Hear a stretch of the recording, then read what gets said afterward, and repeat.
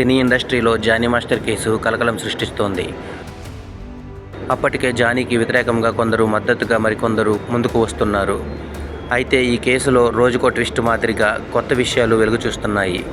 తాజాగా Johnny master కేసులో మరో ట్విస్ట్ వచ్చి చేరింది.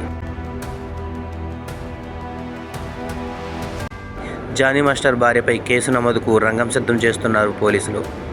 బాధితురాలుగా ఉన్న లేడీ కొరియోగ్రాఫర్ ఇంటికి వెళ్లి ఆమెపై దాడి చేసేందుకు చర్యలకు సిద్ధం అవుతున్నారట పోలీసులు. జానీ మాస్టర్ భార్యతో పాటు మరో ఇద్దరిని నిందితులుగా చేర్చే అవకాశం ఉంది అంటున్నారు. మరోవైపు జానీ మాస్టర్ను 10 రోజుల కస్టడీకి కోరుతూ పిటిషన్ వేసేందుకు కూడా పోలీసులు రెడీ అవుతున్నారు. ఇప్పటికే ఈ కేసులో మహిళా కొరియోగ్రాఫర్ ఫిర్యాదుతో సమగ్ర దర్యాప్తు జరుపుతోన్న విషయం విదితమే. కాగా ఇప్పటికే జానీ మాస్టర్ను అరెస్టు చేశారు పోలీసులు. గోవాలో అరెస్టు చేసి హైదరాబాద్ తరలించారు. కోర్టు జానీ మాస్టర్కు 14 రోజుల రిమాండ్ విధించిన విషయం తెలిసిందే. మరోవైపు రిమాండ్ రిపోర్ట్లో సంచలన విషయాలు వెలుగులోకి వచ్చాయి.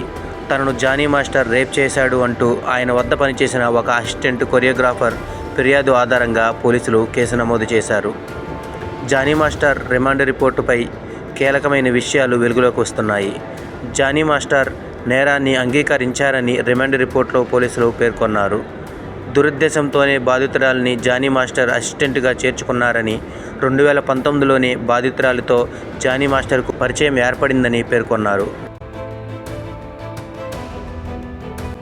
2020వ సంవత్సరంలో జానీ మాస్టర్ బాధితురాలి మీద లైంగిక దాడి చేశాడని, తొలిసారి జానీ మాస్టర్ బాధితురాలు మీద లైంగిక దాడి చేసినప్పుడు ఆమె వయసు 16 ఏళ్లు మాత్రమేనని రిమాండ్ రిపోర్ట్లో పేర్కొన్నారు. ఇక పోలీసులు రిమాండ్ రిపోర్ట్లో పేర్కొన్న ప్రకారం 4 ఏళ్లలో బాధితురాలిపై ఎన్నోసార్లు లైంగిక దాడి జరిగింది. ఈ విషయం బయటికి చెబితే సినిమా అవకాశాలు రాకుండా చేస్తానని కూడా జానీ మాస్టర్ బెదిరించినట్లు రిమాండ్ రిపోర్ట్లో పేర్కొన్నారు. జానీ మాస్టర్తో పాటు జానీ మాస్టర్ భార్య కూడా ఈ మేరకు బెదిరింపులకు దిగినట్లుగా రిమాండ్ రిపోర్ట్లో వెల్లడించారు పోలీసులు. ఈ రిమాండ్ రిపోర్టు ప్రకారం చూస్తే కఠిన శిక్ష పడే అవకాశం ఉంది. ఇప్పుడు జానీ మాస్టర్ భార్యపై కూడా కేసు నమోదు చేసేందుకు సిద్ధమయ్యారు పోలీసులు.